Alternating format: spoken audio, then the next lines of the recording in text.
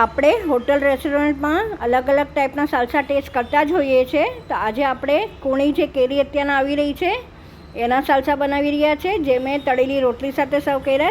તો ચલો જોઈ લઈએ રેસીપી અને બનાવવાની શરૂઆત કરી દઈએ. આ ઇન્ગ્રીડિયન્ટ્સ છે બધા જે આપણે સાલસામાં યુઝ કરવાના છીએ. તો આપણે જેના માટે એક ચોપર લઈ લઈશું.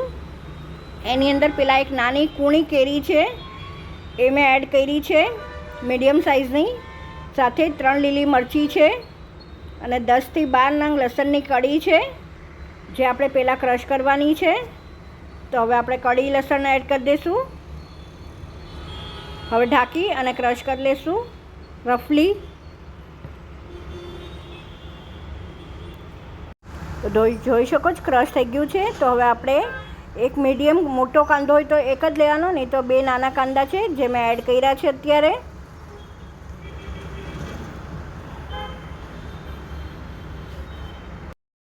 સાથે થોડી કોથમરી પણ એડ કરી દઈશું.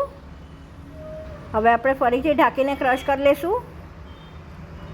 તો તમે જોઈ શકો છો આવું ક્રશ થયું છે.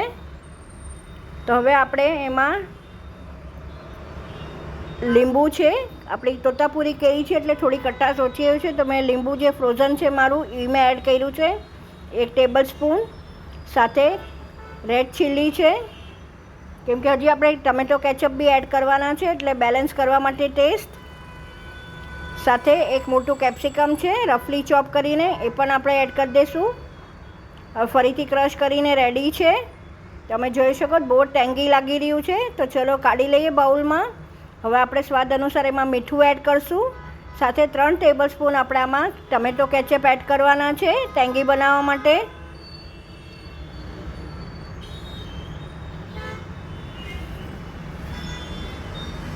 હવે આપણે ફરીથી મિક્સ કરી લઈશું અને સાથે સર્વ બી કરી દઈશું.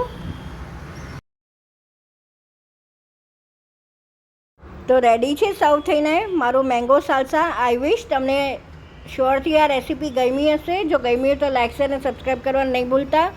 બસ આવી જ નવી રેસીપી સાથે આપણે ફરીથી મળતા રહીશું. Till then by.